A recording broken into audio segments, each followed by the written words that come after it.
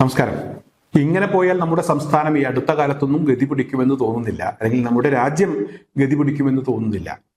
ഒരു ഫുട്ബോൾ കളിക്കാരൻ നമ്മുടെ രാജ്യത്ത് നിന്നുണ്ടാകും, കളിക്കാൻ കഴിയുന്ന ഒരു കളിക്കാരൻ ഉണ്ടാകും എന്ന് തോന്നുന്നില്ല.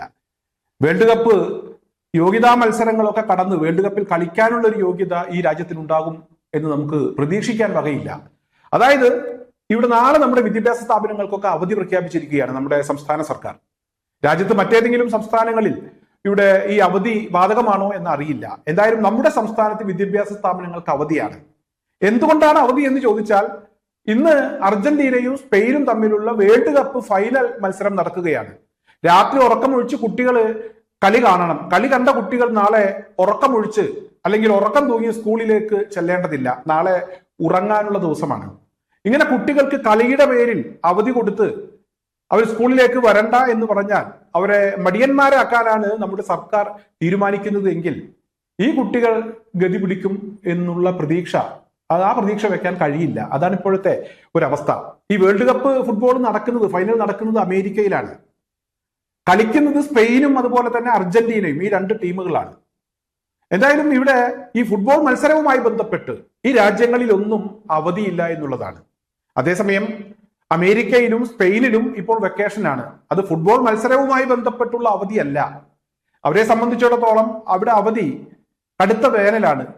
ചൂട് കാരണം കൊണ്ടാണ് അവിടെ ഇപ്പോൾ അവധി പ്രഖ്യാപിച്ചിരിക്കുന്നത്. ജൂൺ പകുതി മുതൽ അവധിയാണ്. അർജന്റീനയിൽ കൃത്യമായി പറഞ്ഞാൽ നാളെ മുതലാണ് ഈ അവധി തുടങ്ങുന്നത്. ഇന്ന് അവധിയില്ല. എന്തായാലും ഇവിടെ നാളെ നമ്മുടെ സംസ്ഥാനത്ത് അവധി പ്രഖ്യാപിച്ചിട്ടുണ്ട്. രാജ്യത്ത് മറ്റേതെങ്കിലും സംസ്ഥാനങ്ങളിൽ ഈ അവധി ബാധകമാണോ എന്നറിയില്ല. അക്കാര്യം ഞാൻ നേരത്തെ പറഞ്ഞു. എന്നാൽ ഇതാണ് സ്ഥിതിയെങ്കിൽ, ആരെങ്കിലും എവിടെയെങ്കിലും ഒരു പന്ത് തട്ടുന്നുണ്ടെങ്കിൽ അതിന്റെ പേരിൽ അവധി പ്രഖ്യാപിക്കുന്ന ഒരു അവസ്ഥയിലേക്ക് നമ്മുടെ സർക്കാർ പോയിട്ടുണ്ടെങ്കിൽ അത് അങ്ങേയറ്റം ഗതികേടാണ്. അത് പറയാതിരിക്കാൻ കഴിയില്ല. എന്തിനാണ് ഇവിടെ ഫുട്ബോൾ കളിയുമായി ബന്ധപ്പെട്ട് നമ്മുടെ രാജ്യം, ഈ കളിയുമായി ബന്ധപ്പെട്ട് രാജ്യത്തിന് ഒരു പങ്കുമില്ല. നമ്മുടെ രാജ്യം വേൾഡ് കപ്പ് കളിച്ചിട്ടില്ല.